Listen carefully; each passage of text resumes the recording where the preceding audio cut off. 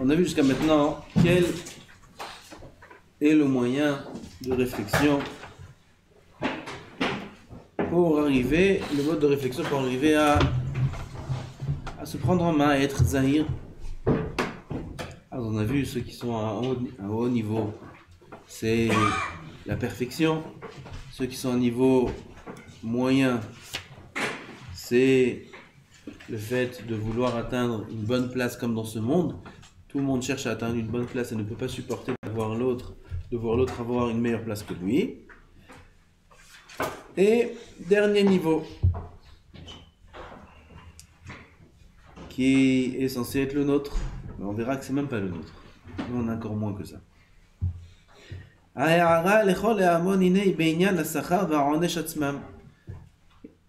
La récompense, la punition. Pourquoi je dis que c'est pas à notre niveau? Parce que aujourd'hui, si on parle de punition au Hamon Ha'am, au peuple de manière générale, alors les gens se braquent. Ah, punition. Si tu dis Gehenam, c'est un mot tabou aujourd'hui, Gehenam. Gehenam, il parle de Gehenam, c'est un extrémiste celui-là.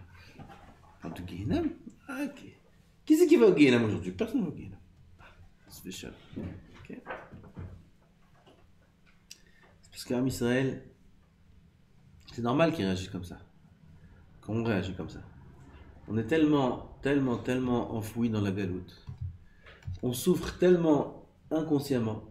La Neshama souffre tellement que chaque petite douleur qu'on peut lui causer, ça fait très mal. Tu parles de Gehenam à quelqu'un il est agonisant. Tu sais, maintenant on va te donner un traitement qui va bien te remettre en forme. C'est un traitement très dur. Lui, tu lui souffles dessus, il meurt. Tu lui fais un traitement dur. Quelqu'un qui est, il est en phase finale. On lui fait les traitements qu'on fait aux gens qui sont au début d'une maladie. C'est des traitements qui sont très durs. On va lui donner des antibiotiques, des cachets qui sont très forts. Non. Qu'est-ce qu'on va lui donner? On va lui donner des glaces. On va lui donner des chocolats. On va lui dire de profiter de ce qui lui reste. Et rien du tout. Doucement. On a peut-être essayé de maintenir un peu les meubles. Mais c'est tout. On va doucement avec lui. L'Avdil, c'est ça le matzav de Am Israël aujourd'hui. On est essoufflé. On est essoré par cette galoute-là. Cette galoute, elle nous a épuisés. 2000 ans de galoute, 2000 ans qu'on tourne parmi les nations, quand on a passé tous les massacres, tous les pogroms, toutes les histoires, jusqu'à aujourd'hui. Aussi bien au niveau du corps qu'au niveau du ruach. Aujourd'hui, c'est plus une guerre qui est physique, c'est une guerre qui est morale, qui est mentale. La religion contre la religion, contre la religion, contre la religion. À Ashdod, ils veulent faire une manifestation Shabbat dans le quartier des religieux. Comment vous ne nous laissez pas ouvrir les magasins de Shabbat? Voilà ce qu'ils veulent faire ce Shabbat-là. Shabbat Mishpatim. Ce Shabbat a choisi. Shabbat Mishpatim, Akadosh Baruch Hu, il te donne les mitzvot, il te donne la Torah. Après matin Torah, il te dit voilà, mon fils, maintenant je t'ai sorti d'Égypte. Voilà, ça c'est moutar, ça c'est assour. Ce Shabbat-là, contre la Torah. Aller chez les religieux, aller contre la Torah, faire des manifestations. Comment on va ouvrir les magasins Shabbat? Comment c'est possible une chose pareille? Là, en Israël, on est perdu dans la galoute. Mahamash, perdu dans la galoute. On a oublié qui on est, Birman. On a oublié qu'on est les enfants d'Abraham, Yitzhak et Yaakov. On a oublié qu'on est leurs descendants. On a oublié qu'on a reçu la Torah Ber Sinaï. On a oublié qu'on est sorti d'Égypte. On a oublié tous les miracles que il a fait à Yehoshua. Et tous les miracles qu'on a eus à l'époque de David Amelech. Et tous les miracles qu'on a eus à l'époque de Shlomo Amelech. On a oublié le Mikdash Rishon, le premier temple. On a oublié le deuxième temple. On a oublié le Nes de Purim. On a tout oublié. Pourquoi? Parce que ça fait 2000 ans qu'il n'y a plus rien. 2000 ans qu'il n'y a plus rien du tout. Alors on s'est perdu dans la galoute. Et on s'est, chas v'shalom, déconnecté d'Akadosh Baruch Hu. Parce que la galoute est trop longue. Alors, un enfant, combien il peut se rappeler qu'il a son père? Combien? S'il est petit, il est jeune, on l'a écarté de sa maison, la maison de ses parents. Alors quand il a quitté la maison de son père, il se rappelle qu'il avait papa, maman. Alors les premières années, c'était terrible, il pleurait du matin au soir. Il languissait son père, il languissait sa mère, il languissait la maison.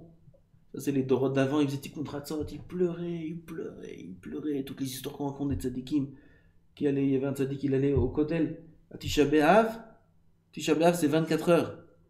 Lui, il restait 48 heures par terre. Il bougeait pas, par terre, en train de pleurer, 48 heures. Il y avait une flaque d'eau autour de lui, de ses larmes. Pourquoi? C'est les Doroth d'avant. Les Doroth d'avant, ils languissaient la maison, parce qu'ils étaient proches de la maison. Toutes les histoires qu'on raconte sur les Tanaïm, sur les Amoraïm, quel Hirat Shamayim qu'il y avait. Pourquoi? Parce qu'ils étaient encore attachés à la maison. Mais cet enfant-là, au fil du temps, plus les années passent, et plus il s'habitue. Il s'habitue, comme ceux qui sont pris en otage.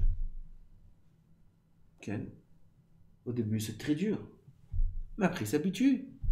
Un otage, Gilad Shalit, des grandes histoires de gens qui ont été pris en otage pendant des années. À la fin, il y avait des vidéos, on amenait à boire, on amenait à manger, parfois même des vidéos rigolées. Est-ce que c'est vrai? On ne sait pas, mais pendant qu'on s'habitue. Il y a qui dans Réchid Chokhmah, même au Gehinam, on s'habitue. C'est pour ça qu'au Gehinam, il y a 7 madorim, il y a 7 étages. Si on s'habitue au premier, on passe au deuxième. On s'habitue au deuxième, on passe au troisième. Pour ne pas s'habituer, il n'y a pas d'habitude là-bas. Mais même au Gehinam, on s'habitue. On s'habitue à tout. Ah, tu vois, ces histoires-là, la vie courante, nous des otages, des choses pareilles, à la fin, ils s'y font. Ils s'y font, ils vivent comme ça. Ils ont perdu l'espoir d'être un jour délivrés. Et c'est comme ça. Et voilà, on s'y fait. Malheureusement, Am Israël, on s'y fait à la galoute. On s'y fait, on pense, consciemment, certains, peut-être inconsciemment, chez d'autres. Mais que c'est comme ça, la vie est comme ça, voilà, c'est la vie. Voilà, il faut une situation, voilà, il faut aller au collège, même religieux. Mais c'est comme ça. C'est notre vie aujourd'hui, ça commence là et ça se termine là. C'est le système. Et on s'est complètement détaché du vrai système. Du système où on est avec Kadosh Baruch Hu, du système où il y a des Nevi'im, où il y a le roi Tahara. On a oublié tout ça, on a oublié la maison de maman et papa. On a complètement oublié. Alors cette galoute fait qu'on est très fatigué. Et on est malade. Et on est intéressé par des poisons. Tous les ta'avot de ce monde, comme les goïms. On est intéressé par ces choses-là, on est intéressé par profiter de bon manger, de bons vêtements, de la mode, de l'argent. Et tout ce système-là. Je parle, il faut un peu se sortir de la bulle pour voir où on se trouve. Mais en réalité, c'est pas du tout nous.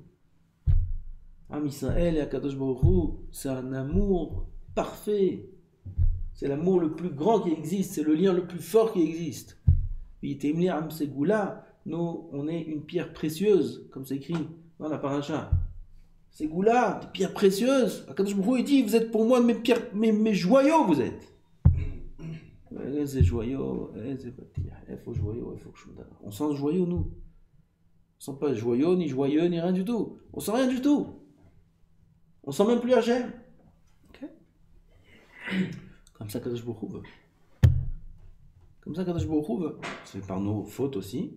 Comme ça, Kadosh Baruch Hu veut. Alors aujourd'hui, on est fatigué. Quand on parle de niveau un peu trop haut, tout de suite dit comment vous dites, comment c'est possible, comment ci, comment ça. Ça, quand on lit les Sfarim, mais il y a des oreilles, elles ne peuvent plus entendre ces choses-là. On ne peut plus entendre Guénam, on ne peut plus entendre des punitions, c'est fini. Ça y est, on a trop souffert. Et c'est Emet qui disent. C'est Emet, ils ne peuvent plus entendre des punitions, des choses comme ça. C'est pour ça que tout le principe de Sachar Veronesh, sur lequel est fondée toute la Torah, tous les psukim de la Torah, c'est Sachar Veronesh, tous les psukim de la Torah. Regardez les sonneries de téléphone qu'on a, bizarres. Avant, il y avait tout normal. Une sonnerie normale, on se disait aujourd'hui une sonnerie, il faut que ce soit La plus belle chanson du monde, et des choses comme ça. Regarde quelle gueule, toi. En plein chiant. C'est la galoute, c'est la galoute.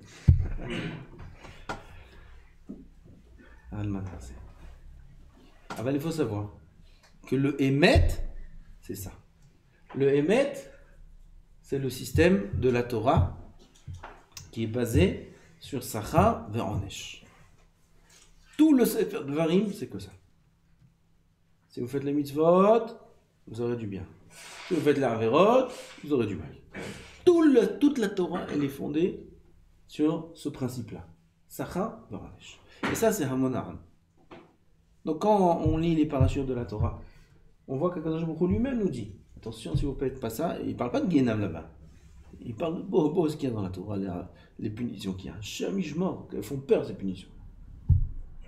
Même Am Israël, quand ils ont entendu les 98 klalot, Horiko Penehem, ils sont devenus blancs, bleus, verts.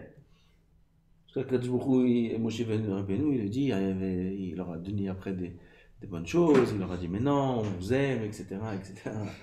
Ils n'en pouvaient plus là. Oh, c'est quoi cette Torah? Ne vous inquiétez pas, c'est juste pour vous.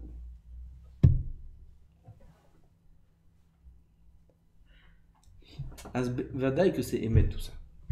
Et comme on va voir maintenant, le Rav va nous montrer à son échelle comment des grandes personnes comme, il va commencer par Abraham, après Yaakov, après Yosef, Hiskiyahu, David Ameler, Michal, tous ces gdolés en l'âme, comment ils ont été punis sur des petites erreurs. C'est ce qu'on va voir maintenant. Et ça, c'est censé nous parler. C'est censé nous réveiller, nous éveiller à la tchouva. Regarde comment une petite erreur d'aussi grande personne et la punition qu'ils ont eue. Ça parle pas à tout le monde. Peut-être ça parle même à personne. Pourquoi? Parce qu'on est loin même de cette ira de Shamaim que Rabbeinu Yonah appelle la ira des Rechaim. La ira de Shamaim des Rechaim, il appelle ça Rabbeinu Yonah. Ça veut dire celui qui craint Hachem par rapport à la peur de la punition, c'est une crainte d'un rachat. Comme ça il dit Rabbeinu Yonah. Aval les moussards de notre génération, même de génération d'avant Ravolbeck, etc., ils disent que Alvaï, pourvu qu'on ait cette ira de Shamaim. Alvaï qu'on ait peur de la punition. Même ça, on n'a pas peur. Même de la punition, on n'a pas peur. On n'y croit même pas à la punition. Comme il dit Rabbeinu Yonah, dans Sha'arei Avoda, que la première chose qu'un homme doit savoir pour commencer à servir Hachem, c'est sa propre valeur. Combien un homme est cher aux yeux d'Hachem. Et la valeur de ses ancêtres. De qui il descend? D'Abraham, Yitzhak, de Yaakov, de Moshe, de Aaron, de Koulé. Et si un homme est conscient de sa valeur, et combien qu'il est cher aux yeux d'Hachem, il va se dire avant de fauter, comment je peux faire une chose pareille? Comment je peux faire une chose pareille? Et ça, c'est des choses qu'on voit dans la vie courante. Les gens qui ont des grands postes, ils font beaucoup plus attention à leurs actions. Pourquoi? Ils se sentent importants. Ils ne sont pas capables de se rabaisser aux yeux d'eux-mêmes à faire des choses qui sont basses. Avec quelqu'un qui se sent rien, qui se sent nul, qui se sent incapable, il va faire les pires horreurs du monde. Pourquoi? Il sent que c'est un animal. Alors il va se comporter comme un animal. Ce qu'il dit Rabbeinu Yonah. Si on n'est pas conscient de notre valeur, alors on va faire les pires abominations du monde. On peut faire des avérotes sans... De quoi tu me parles? De punition? Ouais, punition. On a fait Youch. Tout d'abord, il faut savoir sa valeur. Pras v'shalom de faire Youch. Birot, omek, adin, adechan, magia. Donc, on va parler un petit peu aujourd'hui, demain, après-demain, jusqu'à qu'on finisse ce passage sur ce point-là de Yirat HaOnesh. C'est quelque chose qu'il faut savoir. Il faut savoir que la Torah fonctionne de cette façon. Maintenant, il ne faut pas travailler que avec ça. Parce que si un homme ne travaille que avec ça, il risque de se briser. Parce que c'est dur. Okay?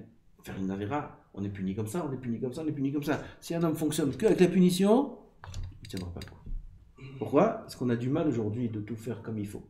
Alors il va voir qu'il faute, et qu'il faute quand même, et qu'il faute. Il va dire, oh, j'ai fauté. Hachem, j'ai écrit ça sur telle faute, et ça sur telle faute, et ça sur telle faute. Et sur Zera Levatana s'écrit des choses très graves dans Shovavi maintenant, faire tikkun, moi je connais des gens qui ont fait des tikkunim sur ces choses-là parce qu'ils ont pris ça à la lettre, ce qui est écrit dans le Harizal, des choses dures, très dures sur ça. Ils sont partis faire des tikkunim, j'ai des mekoubalim, ils sont devenus fous. Fous, pas fous dans un asile, mais fous, ils ont commencé à voir des choses, des gens mariés et tout. Fous. Pourquoi? Ils ont pris trop à la lettre ces choses-là. Et ils ne sont pas au niveau d'avoir cette Hirat Shamaim là. Et ils ont craqué. À ce qu'on ne peut pas servir Hachem que comme ça. Que par la Hira. Attention, la punition, c'est grave, c'est assourd. On est obligé d'utiliser ça. Parce que quelqu'un qui va faire la Avodat Hachem que avec la douceur, Hachem il est gentil, et il est bon, et tout va bien, et t'es mon fils, t'es mon tzaddik, alors là, il va faire plein d'avérotes. Il va dire Hachem il est bon, Hachem il est gentil, il est mon fils, tu vas au mikvé, et tout va bien, tu lis des tikkunim, et ça c'est des bêtises. Ça n'existe pas des choses pareilles. Comme j'ai entendu de plusieurs. Alors qu'est-ce qu'elle me dit? On va au mikvé. Au mikvé. Tu fais un rayot, le mikvé c'est metaken? C'est bien ça. Je savais pas que ça marche comme ça. Où c'est écrit? Dis-moi où c'est écrit, on est bon. Je vais donner ce remède là, cette potion magique à tout le monde. Où c'est écrit ça? Ça n'existe pas. Ça n'existe pas ces choses-là. Mais tellement. Hachem est bon, Hachem est bon et très bon. Kadosh Baruch Hu, il te dit attention à toi si tu n'écoutes pas ma Torah. Ça c'est dans la Torah. Dans le Zohar, j'en parle même pas. Le Zohar il est rempli de choses pareilles. Vaïlen le barnache des Pekouda de Oraïta, Vaïle Haou, Baïm Malachim, et il le frappe de tous les sens. Oh, il va voir ce qu'il y a écrit dans le Zohar. Un d'avoir casé de dire Hachem il est bon et tout va bien. Un d'avoir casé de dire Hachem il est dur et malheur à celui qui ne respecte pas la Torah. Les deux, c'est faux. Mais les deux, c'est vrai. Il faut savoir faire la part des choses et utiliser ce côté-là quand on en a besoin, ce côté-là quand on en a besoin, connaître la limite, ne pas exagérer ni dans un côté ni dans l'autre. C'est pour ça qu'il y a les chachamim. Un homme ne peut pas faire sa avodat Hashem tout seul. Les chachamim nous transmettent parfois la main droite, parfois la main gauche, parfois din, avec vurot, parfois rachamim, avec chassadim. Et comme ça, le Oved Hashem, il garde son équilibre dans sa avodat Hashem. Il garde un équilibre. Et il se maintient, et il arrive à passer l'océan, il passe la tempête. Il passe Béchalom. Même s'il y a des petites choses à droite à gauche, des petits bleus, mais il est passé, il est vivant. Comment on passe vivant? Il faut faire un mélange entre la ira et la ahava. Irat Hashem et ahavat Hashem. Il faut utiliser les deux. Et les deux sont des choses qui ne sont pas impossibles de les séparer. C'est ensemble. Ira, vous savez comment c'est écrit, vous connaissez ça. Ira, ahava. Tu coupes en deux, tu as de ce côté ira et de ce côté ahava. Comme ça, ira, ahava. D'accord? Ira, yud, resh. Et en dessous, ahava, c'est aleph, he. Yud, resh, aleph, he, c'est ira. Et ahava, c'est quoi? Bet, he. Et en dessous, ira, c'est aleph, he. C'est quoi? Ahava. Comme ça, t'as ira et ahava, et comme ça, t'as ira et ahava. C'est ensemble. La ira et la ahava, elles vont ensemble. On ne peut pas séparer les deux. Celui qui va servir que de ce sens-là, ou que de ce sens-là, à la fin, il se trompera. Il peut, comme ça arrive souvent, même des gens, ils lâchent tout à cause de ça. Il faut faire les deux. Là, le Rav va parler du côté ira. Donc, on prend ça à la lettre, mais on ajuste ces choses-là à notre niveau à nous. Okay? Il faut être prudent. Pareil, dans tout ce qu'on parle de Moussa, pas toujours on dit ces introductions-là. Souvent, des élèves viennent me voir après et disent ah, j'ai fait ça, quand vous avez dit, votre arabe, j'ai fait ça, mais j'ai vu que c'est dur, j'ai vu que c'est pas bon, j'ai vu qu'il y a ce problème, j'ai vu ce problème. Okay? Parce qu'on ne peut pas répéter tous les cours cette même introduction. Que tout ce qu'on dit, c'est de manière générale. Tout ce qu'on dit, c'est ce qu'on est en train de lire maintenant. Parfois, il y a un passage comme ça dans tel livre. Parfois, il y a un passage comme ça dans tel livre. Alors, on est sur ce passage. Et on explique ce passage. Et parfois, on approfondit. Et parfois, on détaille. Parfois, on éveille des émotions pour bien comprendre ce qu'on est en train de dire. Et certains peuvent penser que c'est à appliquer au pied de la lettre. On dit, mot à mot. Comme ça, il faut appliquer à la khalémassé. Il faut être prudent. Plein de fois, Ravarié nous parlait. Il faisait des shiurim de Moussa. Et il nous propulsait à des niveaux. On croyait qu'on était sur dans l'univers, je sais pas moi, sur l'espace on était. On est sorti du shiur, ça y est, maintenant c'est ça, voilà, c'est notre niveau. Et on voyait des élèves, ils se comportaient. Prenez voir le Rav, on dit mais Rav, mais c'est écrit comme ça, et vous avez dit ça. Oui, j'ai dit ça, et alors si j'ai dit ça, j'ai pas dit qu'il faut faire ça. C'est pas halakha l'emaasé. Mais c'est des choses qu'il faut savoir. Donc on peut pas toujours dire ces introductions-là, qu'il faut savoir mettre les choses à notre niveau, etc. Pour ça, il y a les chachamim. Si un homme il veut faire halakha l'emaasé, il veut applique le Shulchan Aruch. Ça, c'est halakha l'emaasé. Tout Shulchan Aruch, c'est halakha l'emaasé, tu peux appliquer sans demander à personne. Parce que ça, on t'a dit quoi faire. Ça, c'est l'action. Mais au niveau de la Avoda Hashem, de quelle façon être en Ved Hashem, quelle chose prendre sur soi, pas prendre sur soi. On ne parle pas des mitzvot et des averot. On parle de la façon dont il faut être en Ved Hashem. Quel livre de Moussa étudier, comment se comporter avec sa femme, avec son entourage, etc. etc. Toutes ces choses-là, on ne peut pas faire de soi-même. Il faut avoir un traducteur. Le traducteur, c'est le Chacham. Le Chacham, lui, il va te traduire ce qu'il y a écrit dans le livre. Par rapport à ce que tu es, par rapport à tes capacités, par rapport à ce qu'il y a l'entourage, par rapport à la génération, ça aussi on utilise. Et ainsi de suite. Quelqu'un qui va être en solo, celui-là, solitaire, et ben, il est très, très, très dangereux celui-là. C'est l'homme le plus dangereux du monde, c'est lui. Avec toute sa roue d'attaché. Il risque de faire des catastrophes, celui qui est solitaire. Okay. Il prend ses livres, il fait sa roue d'attaché tout seul, selon ce que lui comprend, même s'il est grand chacham. Il peut se tromper. Parce que Yetzirah, il peut lui faire croire des choses qui sont fausses. C'est pour ça qu'il faut faire attention. Donc cette introduction-là qu'on dit maintenant, c'est l'introduction pour tous les cours de Torah jusqu'à 120 ans. C'est toujours la même chose. Toujours, pour halakha l'emaasé, il faut aller demander au Chacham, est-ce que c'est applicable aujourd'hui? De quelle façon oui? De quelle façon non? Et le Chacham, avec son expérience, etc., il va voir tous les paramètres de la question, et il saura, avec la Siyata d'Ishmaïa, répondre. Et ce qu'on gagne aussi grâce à ça, c'est que quand on a la réponse du Chacham, on est protégé. On est protégé.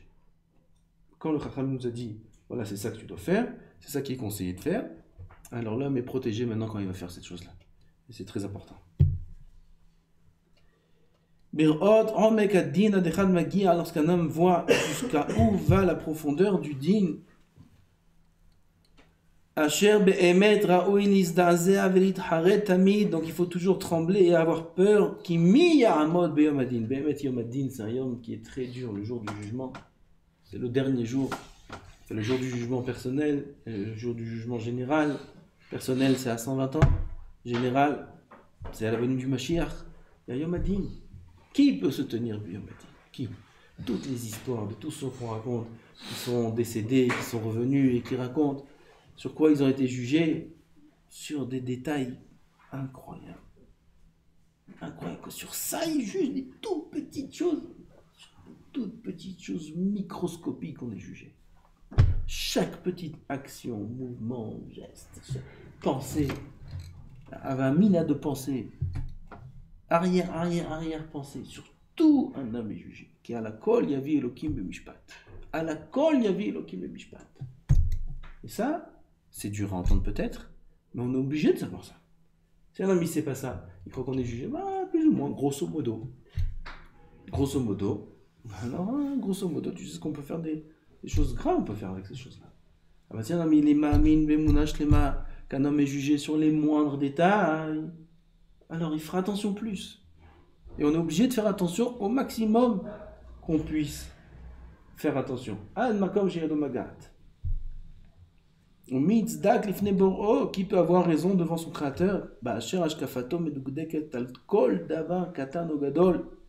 וכן אמרו רבותינו זיכרונם לברכה, מגיד לאדם מסכו, אפילו שיחה קלה שבין איש לאשתו, מגידים לו לאדם בשעת הדין. אז il est avec sa femme, et il parle de choses et d'autres, il lui dit, ah, t'es belle, t'es mignonne, t'es beau comme ça. Et un petit mot là-bas, il est en trop.